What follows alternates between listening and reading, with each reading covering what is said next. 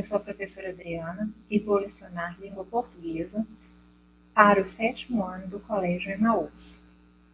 Hoje, nós iremos fazer a correção das atividades que eu deixei sobre gráficos, interpretação sobre gráficos, ok?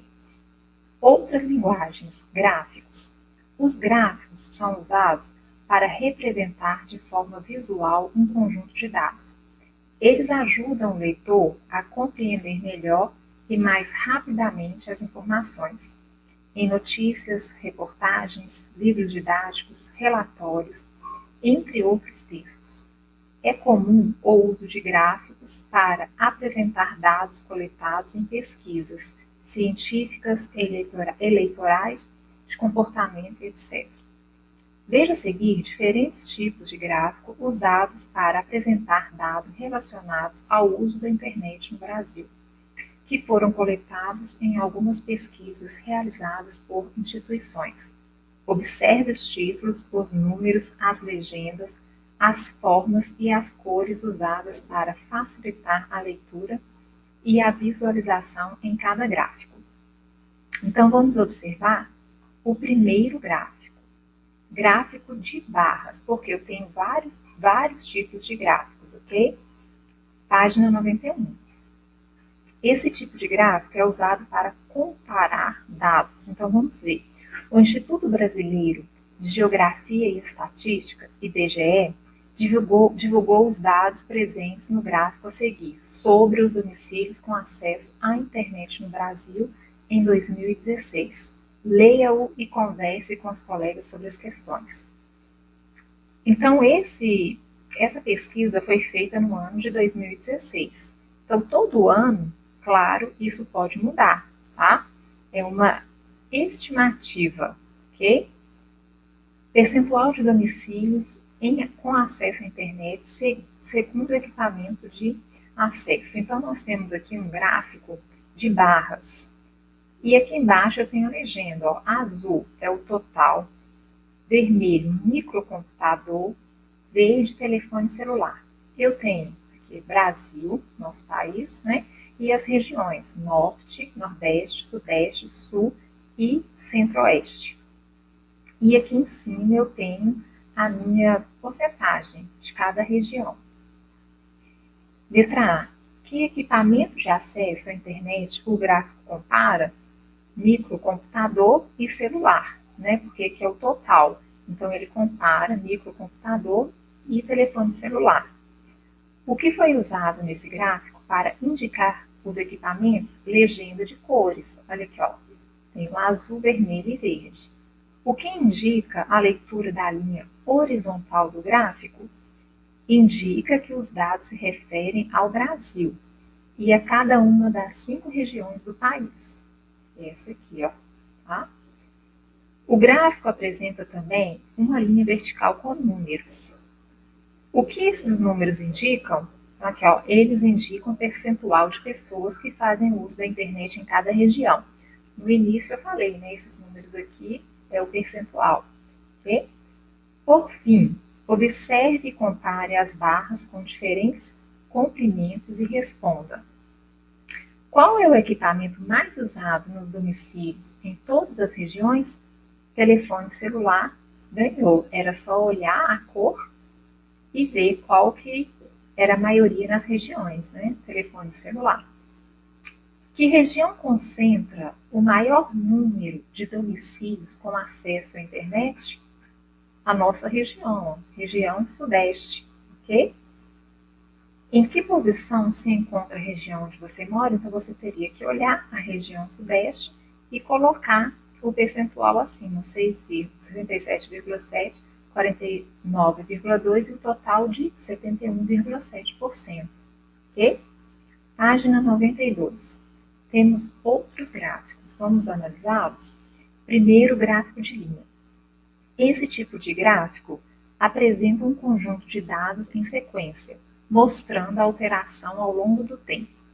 O gráfico a seguir apresenta informações sobre o uso da internet no Brasil, de acordo com os dados coletados em pesquisas realizadas pelo Centro Regional de Estudos para o Desenvolvimento da Sociedade da Informação. Então, eu tenho meu gráfico aqui, proporção de usuários da internet.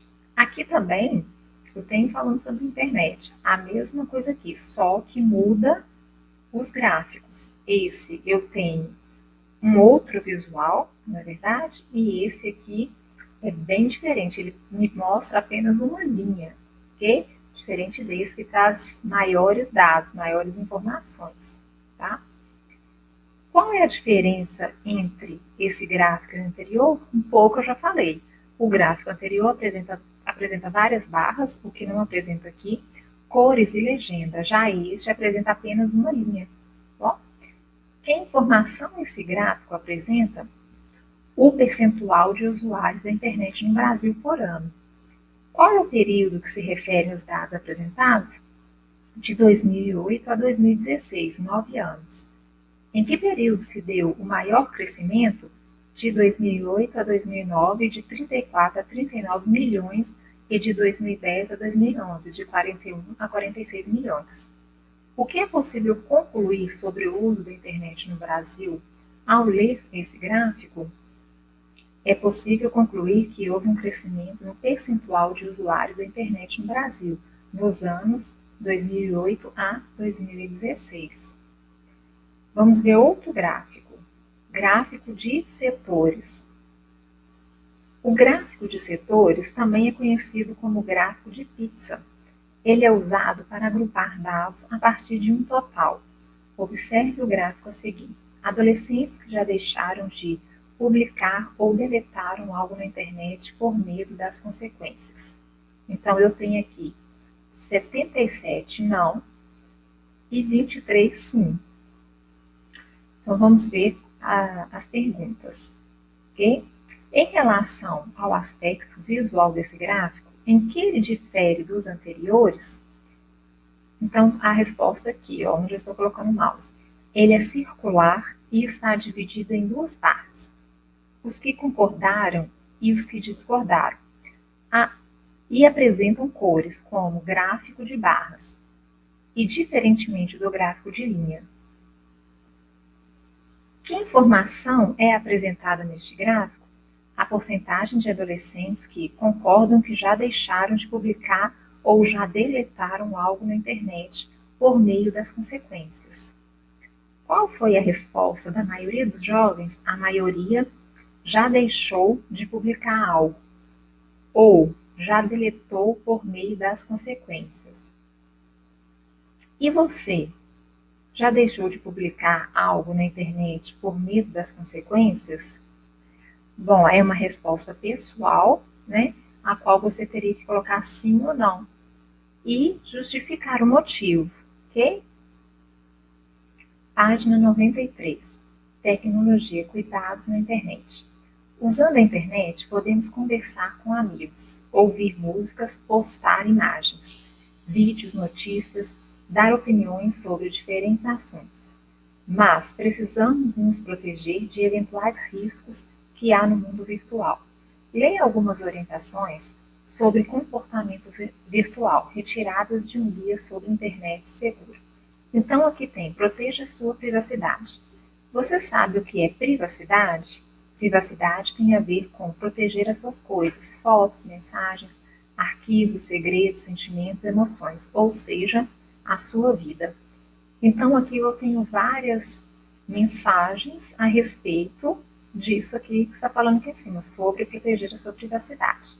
Eu vou ler essa aqui do meio, ok? Pense bem antes de escrever algo para enviar fotos e vídeos. A mesma coisa, eu tenho várias mensagens a qual vocês deveriam ler para fazer as respostas, para fazer as questões. Essas respostas são respostas pessoais. Então, a sua vai estar correta, desde que você não fuja do assunto, tá? Você já adota alguma das precauções mencionadas acima? Se sim, qual? Bom, eu, particularmente, não uso muito a internet para fazer divulgação de nada, a não ser algumas coisas pelo WhatsApp, porque eu não tenho Facebook, Twitter, Instagram, não tenho nada disso. Então, eu não faço muito uso disso aqui. E você teria que fazer isso, falar se sim, qual, né? Se não, só não mesmo, ok? Você procura preservar a privacidade de seus amigos e familiares? E sim, de que maneira? Eu sim, eu não gosto de publicar fotos, eu não gosto de publicar nada da minha família, como eu disse, não tenho Facebook, nem Instagram, porque eu sei que muitas pessoas colocam fotos de familiares no Instagram, embora eu não tenha. E isso acaba fazendo o quê? Uma exposição dos seus amigos e das suas famílias. Então, é bom evitar, principalmente se a pessoa não gosta, principalmente se a pessoa não aceita esse tipo de situação. A gente tem que respeitar cada um do jeito que ele é. Tem pessoas que não gostam de tirar foto, tem pessoas que não gostam de se expor. Então, nós temos apenas que respeitar essas pessoas. A internet pode ser um lugar para se divertir, explorar, aprender e relaxar. Mas é preciso tomar cuidado para não usá-la de maneira exagerada. Leia as orientações abaixo, também retiradas do guia sobre a internet segura. Depois converse com os colegas sobre as questões propostas. Aqui está não exagere e também a mesma coisa. Vocês teriam que ler todos os quadrinhos. Eu vou ler esse azulzinho aqui, ó. Sente-se corretamente em frente ao computador. Pois isso evita que você tenha dor nas costas. Então aqui tem outras mensagens para vocês. E todas as respostas aqui novamente são respostas pessoais, ok? Ou seja, a sua não está errada. Só não pode deixar de fazer e de responder corretamente sem preguiça, tá? Quais dessas instruções você considera muito importantes? Então você vai colocar uma, duas, bom, as que vocês acharem mais importantes. Entre as dicas mencionadas, para não exagerar no uso da internet, há alguma que você já segue? Se sim, qual? Então você teria só que responder sim e qual delas, ou não.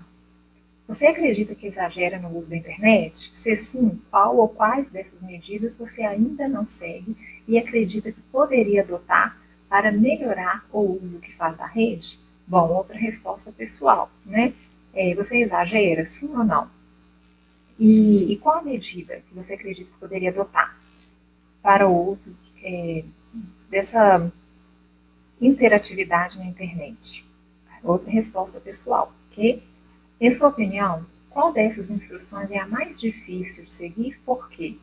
Como eu digo, resposta pessoal. Você olha qual que você acha mais difícil e responde. Pode ser até com suas palavras, você não precisa copiar do quadrinho, não. Tá? Você mesmo pode fazer a sua resposta sem copiar do quadrinho.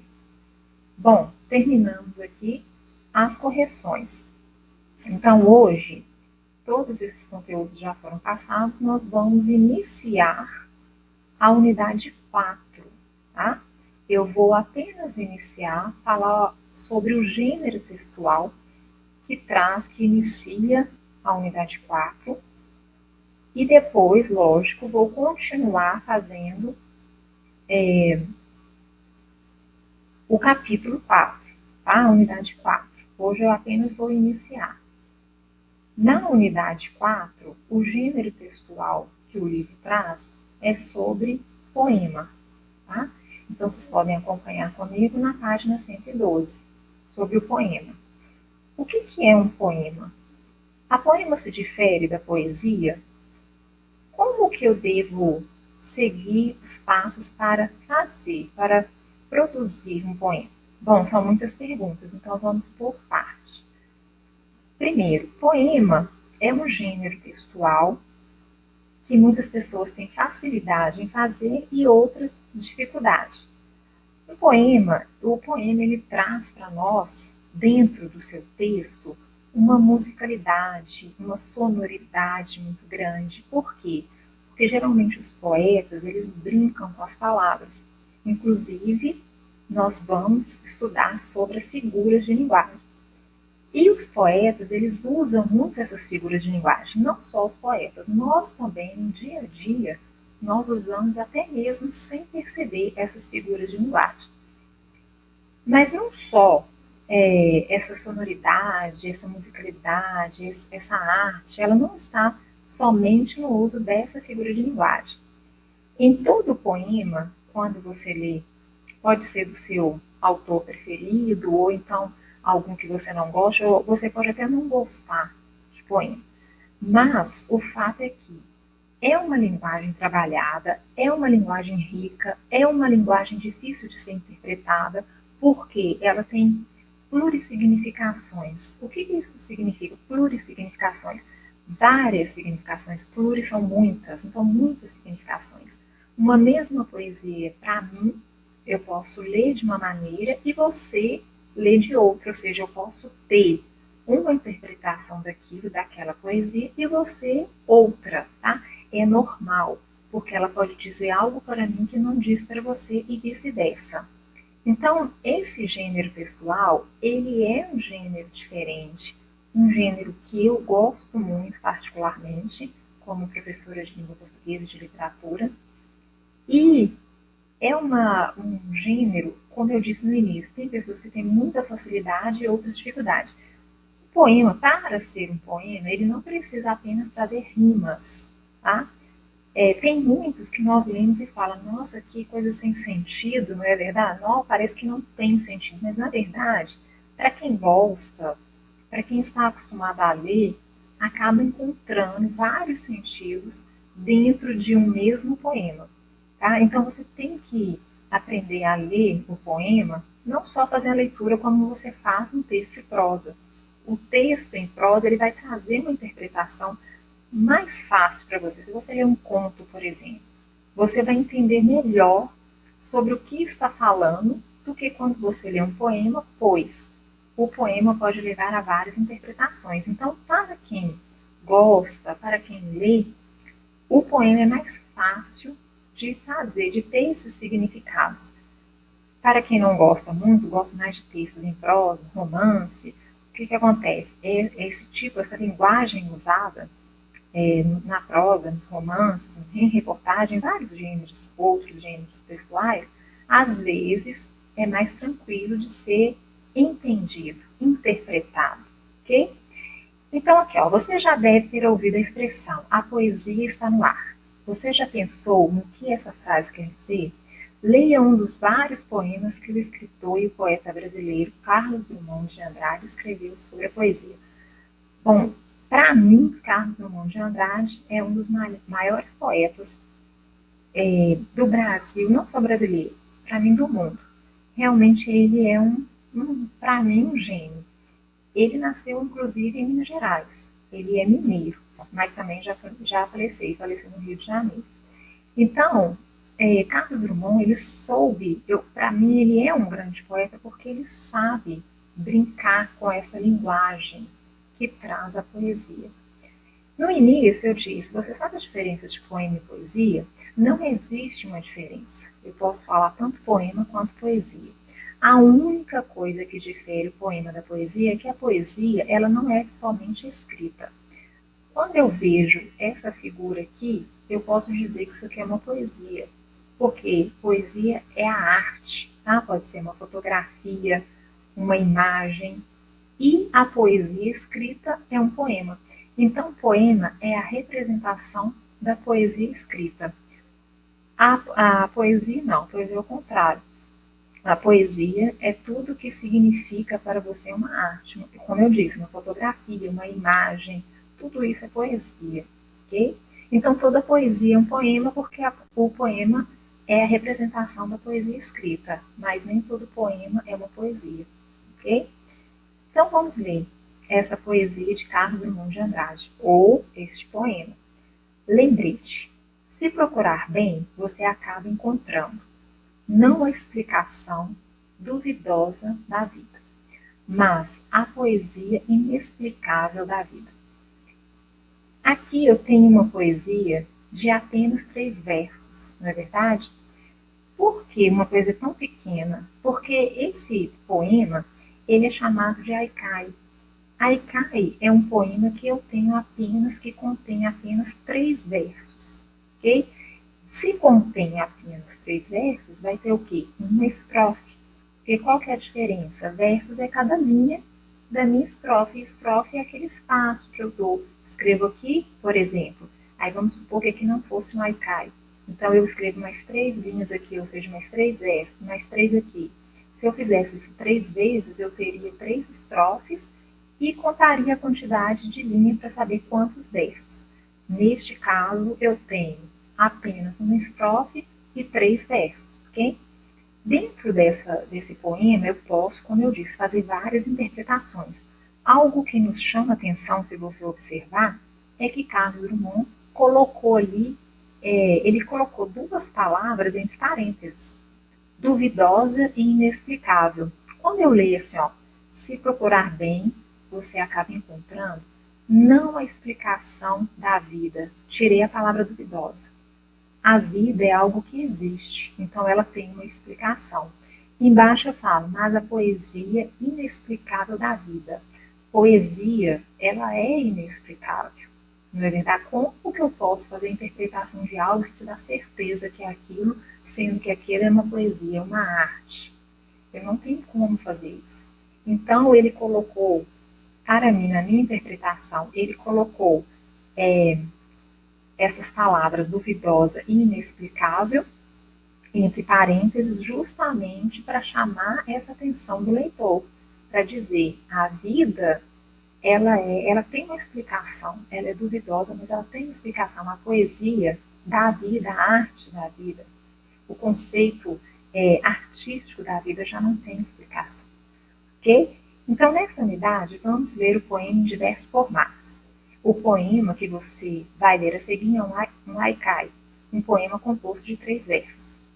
Haikai, gente, ele foi um tipo de poema que se iniciou no Japão no século XVI. Ele vem do Japão e se iniciou a partir do século XVI. Tá?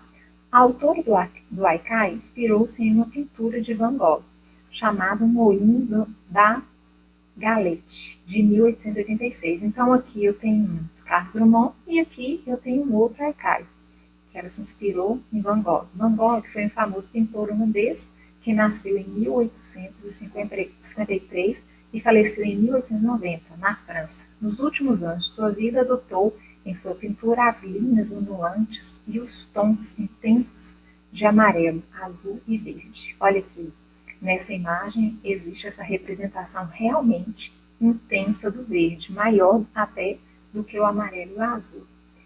Então vamos ler. Tempestade faz as 3 pás do moinho perderem a paz. Então, ela usa, né, o moinho e diz aqui que existe as 3 pás do moinho. Na verdade, paz, nesse sentido aqui, é de pá, né, que a gente varre e cata ali com a pá, mas ela usou aqui em outro sentido.